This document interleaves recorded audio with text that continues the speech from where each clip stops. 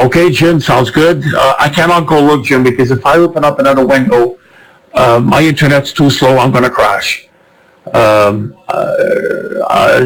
Oh man, you're making me want to do this, huh? Okay, hang on. Let's hope I'm not going to crash, guys. Okay, I'm seeing it. Okay, Jim, hang on. Oh, I'm not going to crash. You need focus. Okay, I just saw it. Okay, sounds good, Jim. Thank you. Okay, ski, it's very easy to go. If I'm using the Mallin Xterminator control, this is Stéphane Lalonde software. I always use that because it offers all the adjustment in one window, one pan, okay? And it was made for the camera based on the RS-232 command of the camera. So what you got there is what the camera has. Now, you go invert you got to go positive, negative. Go negative, of course. White balance, select manual, and put this at 56K. That'll bring you near infrared, visible and near infrared. But now where the X view had sensors such as ICX428 and ICX828. The one I'm using is the 828. Those two chips are extended view. That's why they call X view had sensors. They're extended views into the infrared. You'll be able to go way up there. And if you go to video tab of your Mallin Xterminator control, it's the pan software, you've got brightness, contrast, hue, saturation, and sharpness. The saturation's at 54, so you need to bring those funny looking colors to make them come out, and then the hue is set at 144. But you got to play with that. Wow, you could actually pull more. Jumping, gee whiz, I'm playing with the hue right now at 86, and each end of the galaxies are extended furthermore like I've never seen them before. Okay, Rusty, have a good night. If I go to 144, we're going to extend into the H alpha of the galaxy, right on top of the galaxy. This is so cool. Good night, Rusty.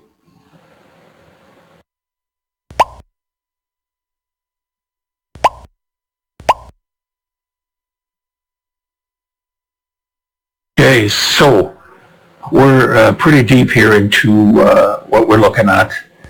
I can't believe it. Yeah, there was actually, Jack, that went up about 30 earlier, 27 and 30, and as soon as I mentioned cloudy nuts, some of them left. I guess they felt aimed at. Whatever. Cloudy nuts is cloudy nuts. What can we do? I don't have the capabilities to go defend myself there. So once in a while, we'll throw one in there. Fun. Okay, let me stop the exposure for a moment. I'm going to go back to 2-second exposure. And what I want to do is lower or recenter the galaxy here.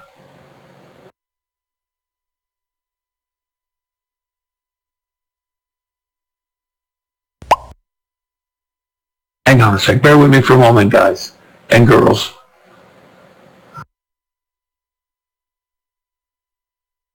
Let's start over for the 12-second shot.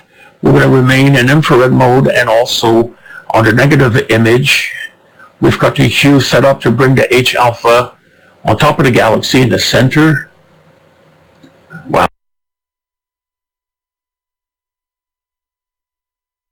That is amazing.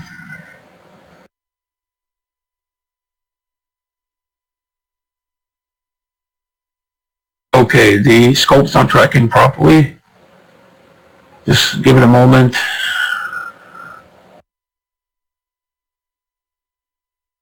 Hang on a sec, folks. Let me, and That is amazing to be able to pull the H alpha like that without filters or without anything. Ski, you got to try this with your camera. If you have an Xterminator or an Extreme, capabilities of those cameras are endless just about. You don't need stacking with those cameras. They're so sensitive. You get to see things right away.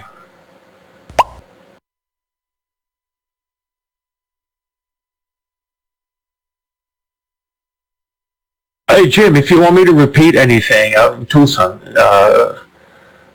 SL Jim, let me know. I'll repeat what I'm saying here.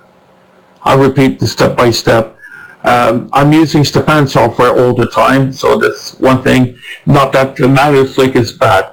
MilosLick, I think Bill has created the ultimate software for these cameras, bar none.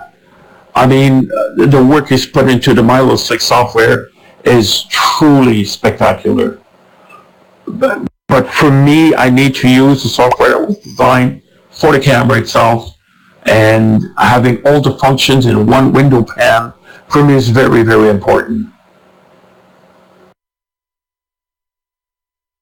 Well, what happens, Brian, with the FAT software, everything is laid out right in front of you.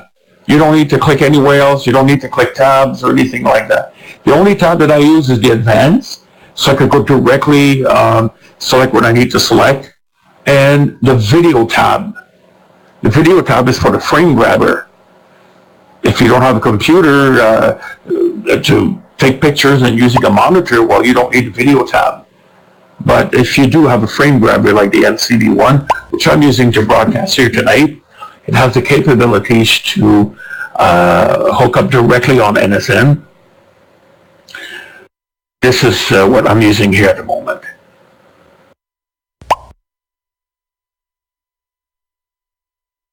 Okay,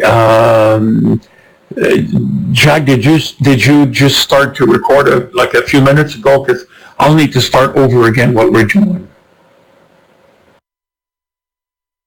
Oh yeah, Jim, I'll tell you why the varied issue, because you get to pinpoint the range of colors, the range where the CCD is going to peak.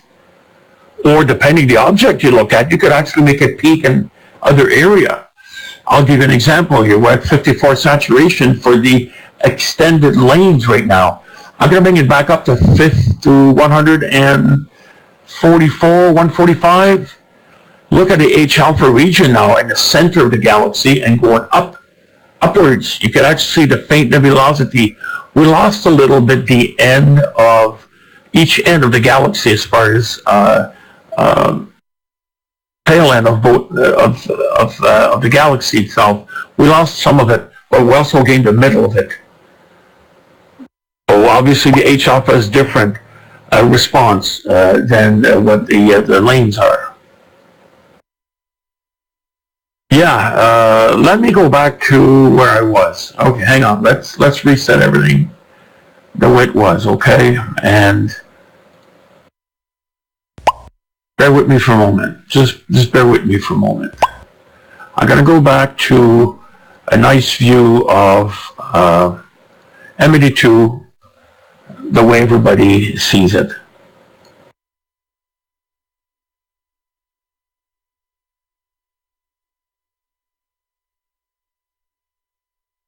Okay, there you go. This is, I've got the moon nearby right now. Oh crap, I need to reset the hue. Reset the hue, you can do that. And I need to reset also the saturation. So here's M82 in its glory, the way we normally see it. I'm going to lower that a little bit. Whoops, hang on. I'm going to start over again, hang on.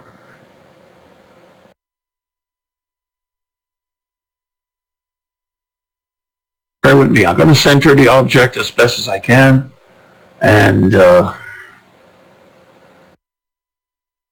okay.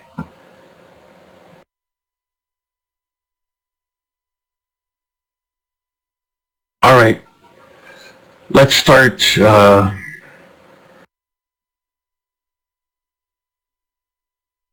going to go to 12 seconds. 2 seconds for now. Here's 12 seconds. Ouch, that's nice. But the moon is interfering a lot, and my mount's not tracking well. It hasn't latched the gears properly. So let's wait a little bit and see if it will. I think something is rubbing on there. Yeah, that's probably what's happening. Come on, you gotta stop. Oh, that sucks. Okay.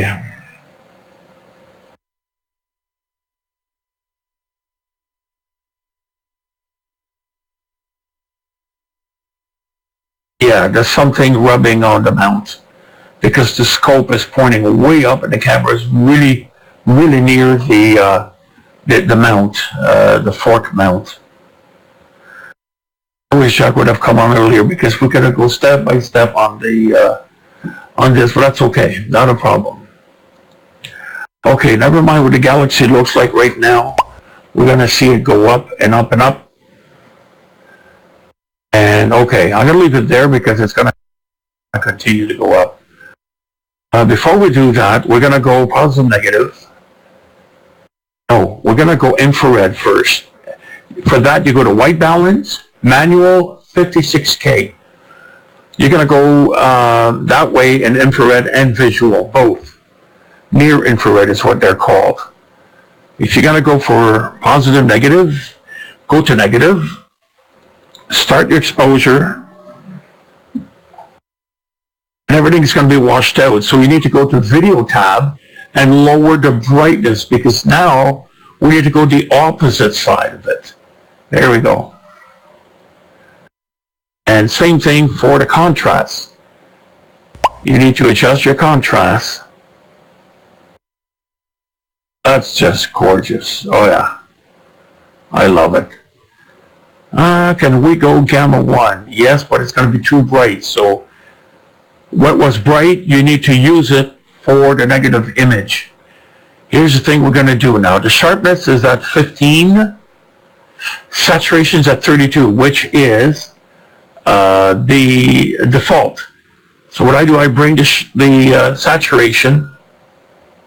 You could back it down black and white or bring it up. And what the saturation is going to do, I'll bring it up to about 55. Now the hue is set up to have the middle where the camera is going to show the best colors. We don't want the best colors. We need to play with the hue. To pick one specific bandwidth, if you wish. I'm going towards left. This is hue 0. Colors are going to change. You now see it in green. You see different type of detail in the dust lane, actually, in this mode. 64 is the default.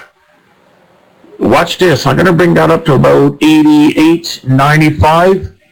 The dust lane extended at each end, and they're more extended like I've never seen them before. Yes, you can, Brian. Absolutely.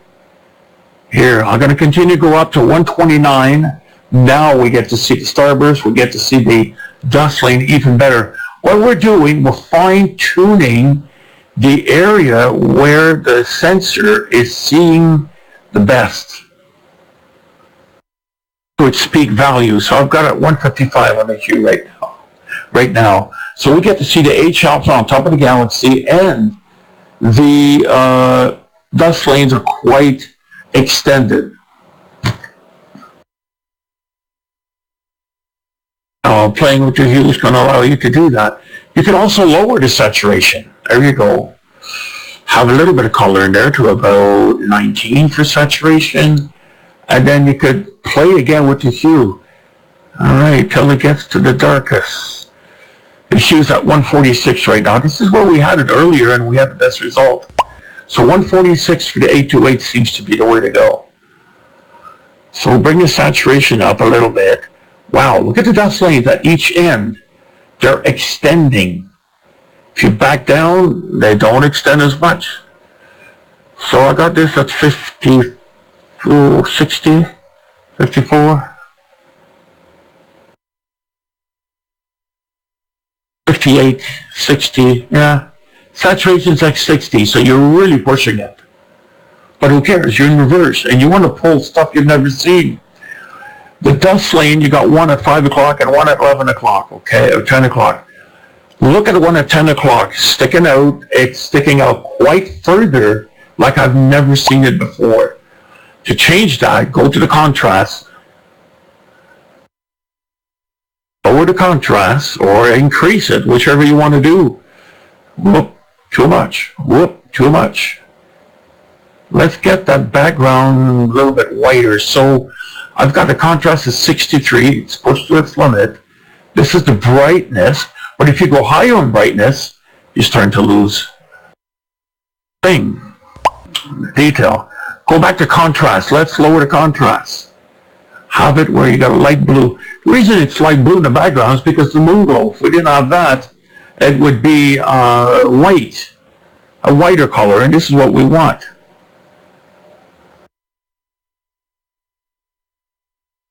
Look at this.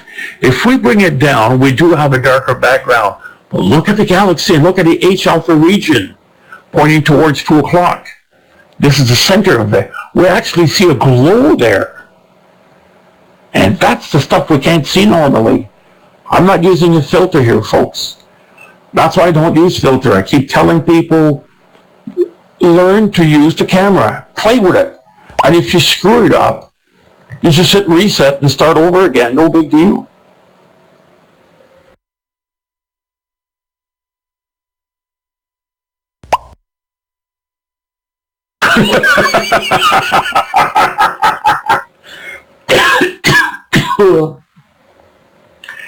Jim, I got to meet up with you. I'm telling you, I really have to. Promise I'm going to make myself there for the near future. I want to talk about your missiles. Anyways, let's get back to the subject here of the galaxy. Now, what we're doing here, we're picking different areas. Now, using an X-View hat sensor may show you overexposure, yes. If you're going to go normal mode, like black background and colorful object. But the things you could do with it is the other side of it, the other side of the metal. Now, M82, if you look on top again, in the center, where all this commotion's happening in there, what I mean is pointing towards 1 o'clock position, the center. You see a light glow there, light blue glow. That's the H alpha region. And how do we know this? Well, we could actually go confirm this. You want to know how? Let's go back to our normal picture. I'm going to hit saturation default. Oh, I'm going to hit hue default. I'm going to hit contrast default. I'm going to hit brightness default. Now, these are check mark. You click once and click it again, and you're back to default. Why? Because we're going to stop the exposure. We're going to go back to positive, and we're going to click on our 12 seconds again. So I just stopped at 2 seconds. Let's wait for our 12-second shot. Is all that we need. If you go longer, you're going to see more detail, obviously. I'm just using short exposure because my mount don't track well. I'm still in infrared mode, folks. Look at the hue. Look on top of the galaxy. All this H alpha that's popping right through. We see it even more here. Yeah, now it's 12 seconds. Here, this is 2 seconds, and I've increased it. But I think I need to go through my dome. This is 2 seconds. Okay, I can mix up stuff here. Hang on.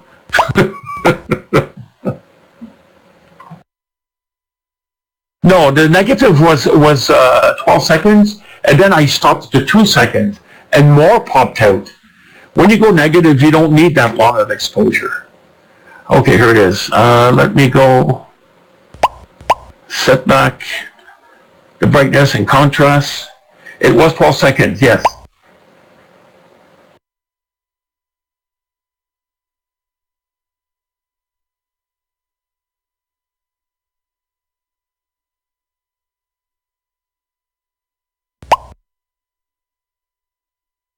I don't know if Milo Slick allows the hue and saturation. It depends on the frame grabber you're going to use. I'm using the NCB one, the normal one, which is made for our cameras. and that's below what I'm using.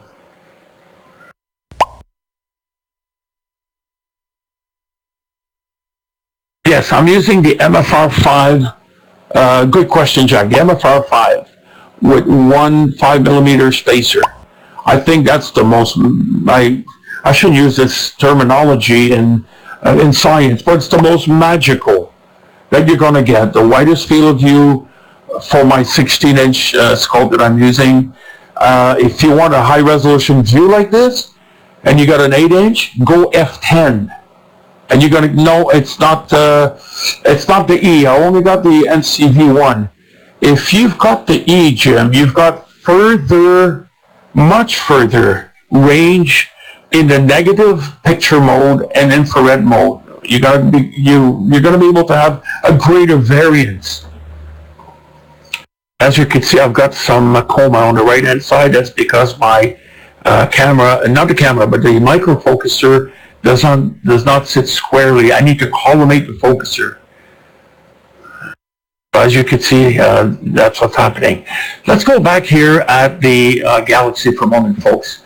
If you look dead center of the galaxy towards 1 o'clock or 2 o'clock, you see a light cloud over it, and it's red. Because I'm in infrared mode right now at 56K. And because the chip will go up to 900 nanometer, even 1,000 nanometer, you will be able to cover that range easily. So it's near infrared, if you wish. They call it near infrared. Some others call it infrared. Other infrared goes up to 1,500 nanometer. In this case, you can't go that high for us. We don't have the proper mirror for that. Infrared, normally, you don't need a reflective mirror. The mirror is going to be dull for infrared to reflect properly. Dull, dull, dull. If you look at yourself in an infrared mirror, you wouldn't see yourself. You'd see just a shadow or a figure all fuzzy with no features. That's infrared for you. In infrared, it would be crystal clear, but not for us, not for our eyes. So we got to go with what the scope gives us. Because I have a corrector plate at the front, that limits me. If I'd be using an RC or VRC or Newtonian, especially a VRC, because the reflectivity is 99% on the VRC optical tubes, the 8 and 10, 12, 14, and 16 inch. That's the scope to use.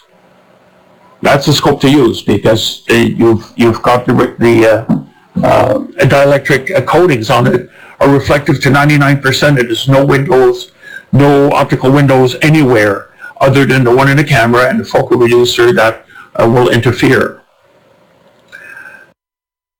So I really like to see here what we're looking at. What I'd be curious to do as an image is grab a snap of that, go back into normal mode, grab a snap of the normal mode, and go through different features with the hue. Have 4, 5, even 6 different pictures. Try to blend them all together in Photoshop and see what kind of image you could pull out. When it's rainy outside or snowing or whatever, or crappy weather, this is when you do stuff like that. You can't observe and collect data like this? Well, wait till it rains, then you do your stuff on Photoshop or any other cheap or expensive software. It doesn't matter which one, really. Get to collect them and stack them together.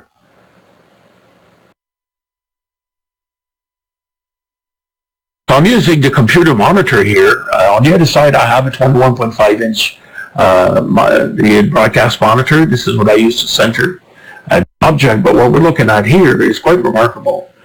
I see an extension on the left side at the end of the galaxy urn, like I've never seen it extended like that. And the other thing that I'm blown away is when I look at pictures, some of the guys do anywhere from 10, 14, 15 hours of data collecting, and they got this H alpha popping out. Here, we're doing it in 12 seconds, guys and girls. 12 seconds. This is a joke. It's impossible to some people. Well, it is. The features of the camera, of a real video camera, will allow you to do that.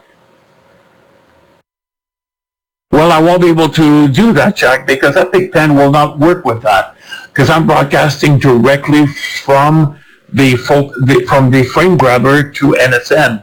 So I cannot put EpiPen. I would have to use KVY, then I could do that.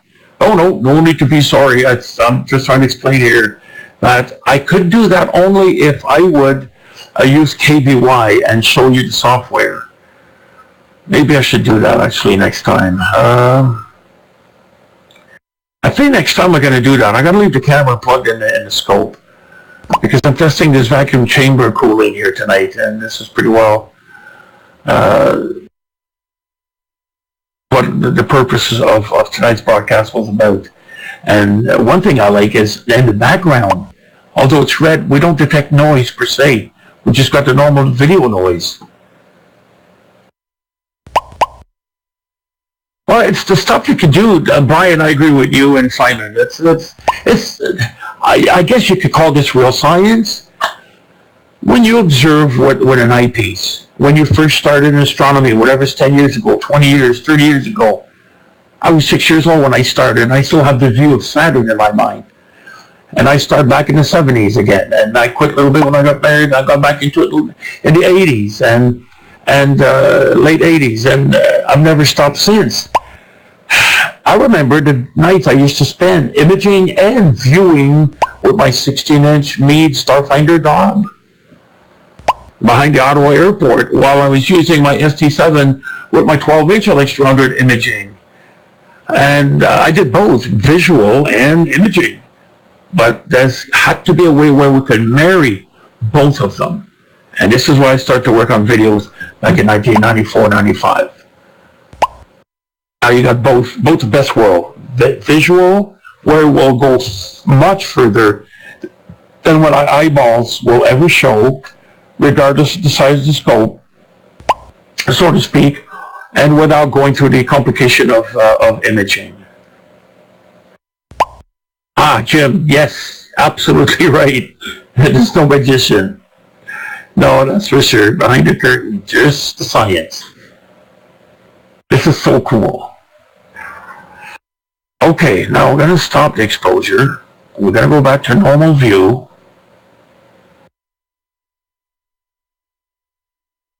My AGC is turned off, so I'm not using any gain at all. Let's go back to 12 seconds. Too bad that I've got this comb on the right side. I'm going to try to fix that next time. I can think. Again, stuff like this doesn't bother me. Wow, this is nice. You actually see the color red. The rest of the galaxy is kind of a light bulb color is what I call it. And the top is actually red, so the sensor is showing us H alpha.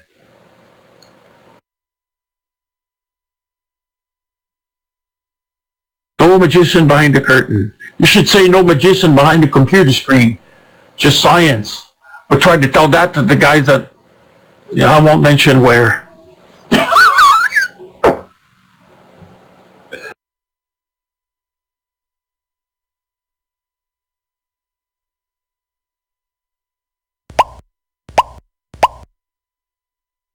Jim, who, me? Said that loudly?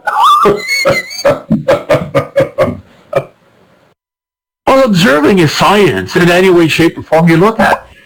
First time you look through scope, you basically have the curiosity to look into space. And that alone is the beginning of science.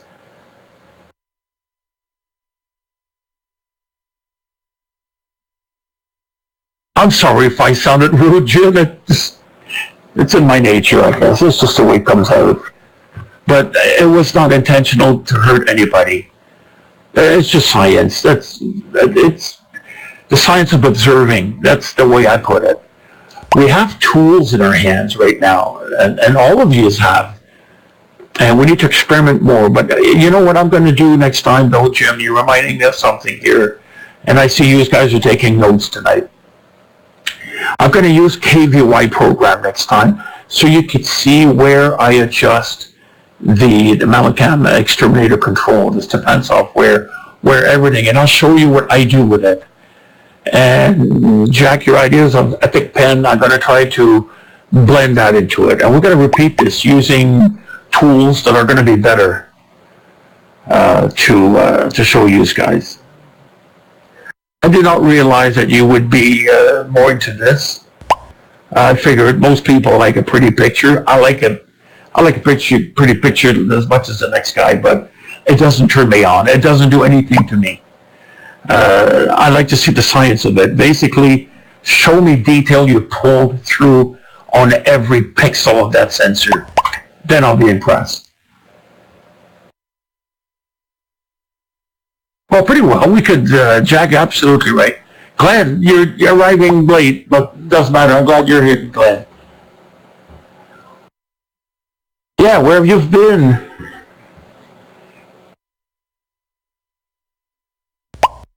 What day is it today? Sunday? I gotta go to work tomorrow at 3 in the morning.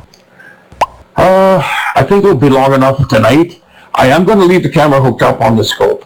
And what I'm going to do is the next time, which is tomorrow night. Tonight and tomorrow night is supposed to be super clear, so I'm going to continue to do that tomorrow.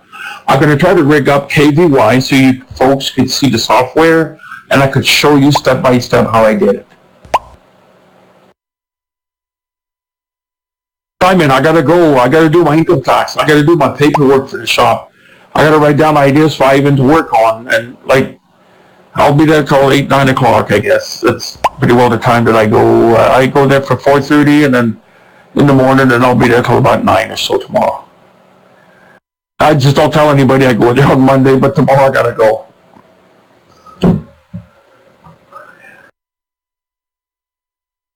Okay, folks, I guess I'll be pulling the plug for now, and what we're gonna do is I'll prepare for tomorrow night, if it's still clear. I'm gonna prepare this differently to show you the exact step I took tonight, if it sounds okay with you guys. Hey, Brian, I'm glad, Brian, I'm delighted you're here. Jim, I'm delighted you're here. Simon, and everybody else, thank you so much for being here. We're going to show you what real video astronomy is all about.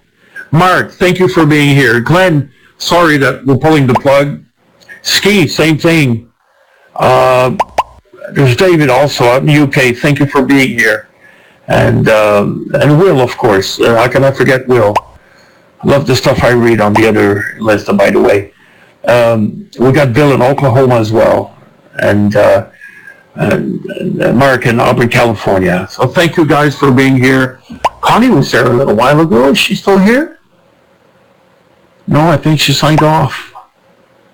Yeah, Connie's gone. Okay, she's got to work tomorrow too. So do I. Okay, folks, we'll see tomorrow night. I'm going to set that up for tomorrow night, and we'll see what we can do from that point. Have a good night, everybody.